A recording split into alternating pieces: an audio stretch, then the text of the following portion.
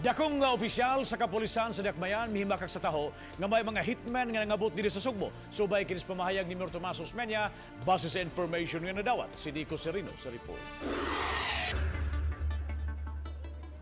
Sa iyang press conference kagahapon, gipahibaw ni Mayor Tomas Osmeña ang impormasyon nga iyang nadawat. Matud pa, may mga giingong hitmen o killer boys nga naabot na dinhi sa Cebu kay may daghang ipatrabaho. Gitagsa-tagsa pa sila paghingan sa mayor nga naglakip sa mga pulis ug sibilyan.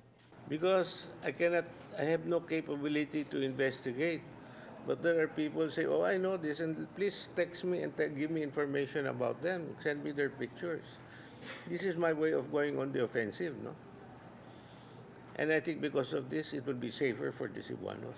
Karong adlaw, gipadayag sa mayor ang iyang pagtribukar sa listahan pamaagi aron mahibaw ang publiko niini ug ma-verify ang impormasyon. Wala makaila si Osmeña sa sender sa impormasyon. Getting all different pieces of information. And this is what we found out.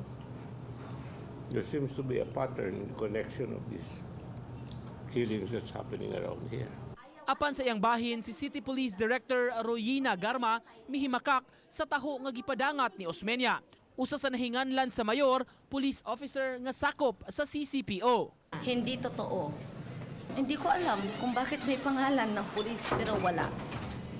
Pero hindi niyo i-validate ito, yung mga pangalan na nilabas na ito. Nabalidate ko na nga kaya wala. Mag-import ng hitman, law enforcers kami, we do not do that. No? We do not do that. At kung sana, kung meron siyang proof na mga ganong mga statements, then he should supportan niya ng kung anong mga may FIAS proof of that. Miauhag si Garma sa mayor, makig-alayon kanila aron masusi ang maong kasayuran nga nadawat.